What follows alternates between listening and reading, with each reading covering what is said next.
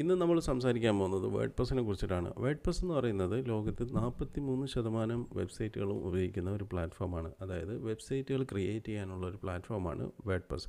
WordPress ഒരു no code website ബിൽഡറാണ്. അതായത് നമുക്ക് കോഡിംഗ് ഒന്നും ഉപയോഗിക്കാതെ തന്നെ ടെക്നിക്കൽ ആയിട്ട് നോളജ് ഒന്നും ഇല്ലാത്തവർക്കും പ്രോഗ്രാമിംഗ് നോളജ് ഇല്ലാത്തവർക്കും ഒക്കെ ഉപയോഗിക്കാൻ പറ്റുന്ന ഒരു പ്ലാറ്റ്ഫോമാണ് വേർഡ്പ്രസ്. അപ്പോൾ 43% എന്ന് പറഞ്ഞാൽ വലിയൊരു സംഖ്യയാണ്. മില്യൺസ് ഓഫ് വെബ്സൈറ്റ് വേർഡ്പ്രസ് ഉപയോഗിക്കുന്നുണ്ട്. വേർഡ്പ്രസ് നമുക്ക് ഡ്രാഗ് ആൻഡ് ഡ്രോപ്പിലൂടെ വെബ്സൈറ്റ് ക്രിയേറ്റ് ചെയ്യാം. അതുപോലെ തന്നെ നമുക്ക് റീഅറേഞ്ച് ചെയ്യാം. അതുപോലെ തന്നെ നമ്മുടെ വെബ്സൈറ്റിന് നമുക്കൊരു മൾട്ടി സ്റ്റോറായിട്ട് മാറ്റാൻ പറ്റും. അതുപോലെ തന്നെ നമുക്കൊരു ബ്ലോഗായിട്ട് മാറ്റാൻ പറ്റും, നമുക്കൊരു ബിസിനസ് സൈറ്റായിട്ട് മാറ്റാൻ പറ്റും, നമുക്കൊരു അഫിലിയേറ്റ് സൈറ്റായിട്ട് മാറ്റാൻ പറ്റും.